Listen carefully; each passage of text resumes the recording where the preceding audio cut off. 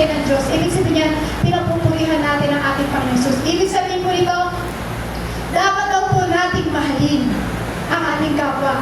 Dapat daw po nating patawarin o dapat nating igalang ang ating kapwa. Kasi bilang mananampalataya ng ating Panginoon Kristo, ng ating Panginoon Kristo, dapat buong puso natin silang tinatanggap. Amen. Bilang ikaw tinanggap ng ating Panginoon Kristo ng buong buo, hindi tinignan ang pagkakasala mo. Ang gusto na Lord, tanggapin mo rin yung kapatiran mo, yung katabi mo, yung kapwa-tao mo na buong buo kung paano ka tinanggap ng ating Panginoong Heso Kristo. Amen? Amen?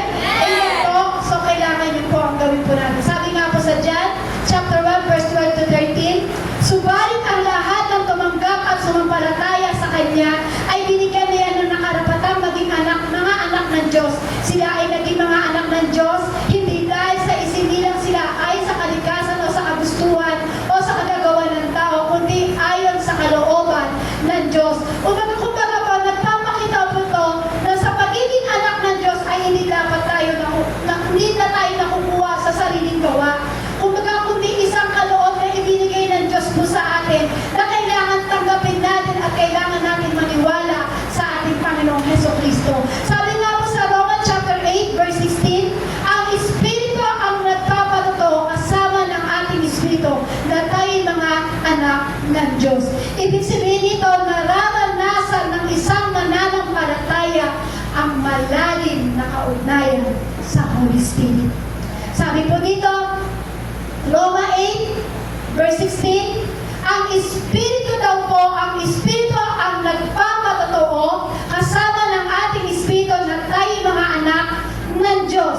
So, ibig sabihin niyan, kapag nararanasan mo pala o sa isang mananampalataya, nararanasan mo ang ganitong Espiritu, ibig sabihin niyan, lumalalim ang ugnayan mo sa ating Panginoong Heso Kristo. Kaya dapat, pag tayo pinagilingkod sa Lord, kasama natin ang Holy Spirit. Bakit po?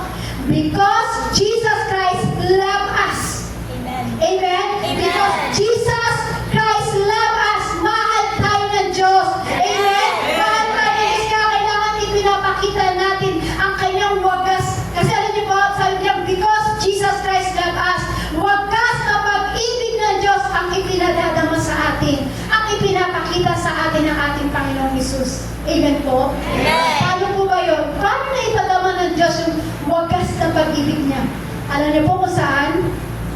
Sa pamamagitan ng ikaw ay niligtas ng Diyos. Amen. Sa pamamagitan ng ikaw ay pinatawad ng Diyos. Tama po? Amen. Sa pamamagitan ng kasalanan na gawa mo, pinatawad ka ng Diyos. Doon, ipinapakita ng Diyos yung love niya sa atin. Yung patawarin ka nga lang sa kasalanan mo, madadama mo talaga yung grabing pag-ibig ng Diyos. Yung grabing walang hanggang pagbibigay ng pag-ibig ng Diyos. Kaya sa oras to, kapatid, kung nararamdaman mo na parang puro-puro ka ng galit, alam niyo po, magpatawad ka, mararamdaman mo yung pag-ibig ng Diyos. Mararamdaman mo yung wagas na pag-ibig ng ating Panginoon sa Kristo. Sabi nga po sa 1 John chapter 4, verse 19, tayo'y umiibig sapagat ang Diyos ang unang umibig sa atin. Yes, kapatid. Kaya ka umiibig ngayon dahil ang Diyos ang unang umibig sa atin. Kasi si Kristo ang pag-ibig. Amen? Kaya ka tumitibok ang puso mo, kaya ka nagmahal sa asawa mo, kaya ka nagmahal sa nanay mo, sa anak mo, sa pamilya mo, sa lahat ng tao, kaya ka nagmamahal. Dahil ang Diyos ang unang umibig sa iyo. Kaya sino tayo para hindi umibig? Kaya sabi nga, mahalin mo ang iyong kapwa. Amen. Huwag kang magiging katisisuran o huwag kang ikaw yung magiging dahilan para matisod o mawala sa landas ng paglilingkod ang iyong kapatid. Kasi bakit? Ikaw yung unang umibig, ikaw yung unang, ang Diyos ang unang umibig eh. Kaya dapat tayo ay umibig din. Sabi nga po sa 1 John chapter 4, verse 7 to 12, mga minamahal, mag-ibigan tayo sapagkat mula sa Diyos ang pag-ibig. Ang bawat umiibig ay anak ng Diyos. Ganun pala yung sister. Ang lahat ng pala ng umiibig ay anak ng Diyos. Sino po dito yung umiibig? Kasi pag hindi kayo umiibig, ibig sabihin yan, wala na. Tama po? So sabi po dyan, kumikilala sa Diyos. Ang hindi umiibig ay hindi kumikilala sa Diyos. Sapagkat ang Diyos ay pag-ibig, inihayag ng Diyos ang kanyang pag-ibig sa atin nang isuko niya sa mundo ang kanyang kaisa-isang anak upang magkaroon tayo ng buhay sa pamamagitan niya. Ito ang pag-ibig, hindi sa iniibig natin ng Diyos, kundi tayo ang inibig niya at isinugo niya ang kanyang anak upang maging handog para sa pagkakatawad ng ating mga kasalanan. Imagine niyo po yun. Wagas na pag-ibig ng ating Diyos Ama. Bakit? Kasi yung pinakamamahalang nag-iisang anak, ibinaba niya dito sa mundong ito para pahirapan, para apihin, para ipako sa krus. Bakit? Para tayo ay iligtas. Para tayo ay patawarin sa ating mga kasalanan. Kaya sabi nga dito, mga minamahal, kung ganoong kadakila ang pag-ibig ng Diyos sa atin, dapat din tayong magmahalan. Kaya sabi mo sa katabi mo, mahal na mahal kita sa Panginoon. Mahal na mahal kita sa Panginoon. Sabi po dito, kailanman wala pang taong nakakita sa Diyos. Sino po dito nakakita na sa Diyos? Wala po, di ba? Wala pa po.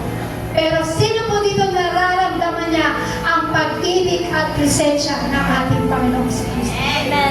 Amen. Amen? Amen. Amen po. So sabi po dito, mga minamahal, kung gano'ng kadakila ang pag-ibig ng Diyos sa atin, dapat din tayo magmahalan.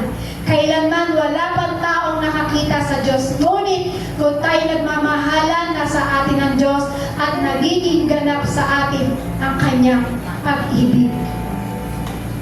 Natuturo po sa atin dito yung tunay na pag-ibig. Tinuturuan tayo kung paano tayo tunay na umibig. Nagmumula po sa Diyos ang pag-ibig. Dahil ang Diyos ang unang umibig sa atin, kailangan mo rin ibigin ng iyong kapwa. Hindi ikaw yung magiging dahilan para mawala siya sa paglilingkod sa ating Panginoon Jesus. Kaya sabi po dito, magmahalan kayo. Dapat din magmahalan kayo maging sa inyong kapwa. Kasi bakit po? Kapag minahal mo ang iyong kapwa, yun ang patunay na ikaw ay nananampalataya sa ating Panginoong Kristo. Kapag iniibig mo ang kapwa mo, napatawad mo ang kapwa mo, pinatawad mo ang kapwa mo, inibig mo yan, hindi mo siya hinusgahan, hindi mo siya ginats. Lagi kang may time, lagi kang merong oras para dyan sa katabi mo, sa kapatiran mo. Ibig sabihin yan, nararanasan mo ang presensya ng ating Panginoong Kristo. Nararanasan mo ang buhay na salita ng presensya ng ating Panginoong Kristo. Kaya sabi ng Lord, mag-ibigan kayo. Kaya sabi sa katabi mo, mahal na mahal kita sa Panginoon. Sabi mo sa katabi mo, kung ako'y man magkasala sa iyo, patawarin mo ako. Sabi mo, sino ako para hindi magpatawad? Sabihin mong mabigit, isa lang din ako na kasalanan na pinatawad. Kaya sabi ko ng Lord, ang tinuturo po sa atin, magmahalan. Kahit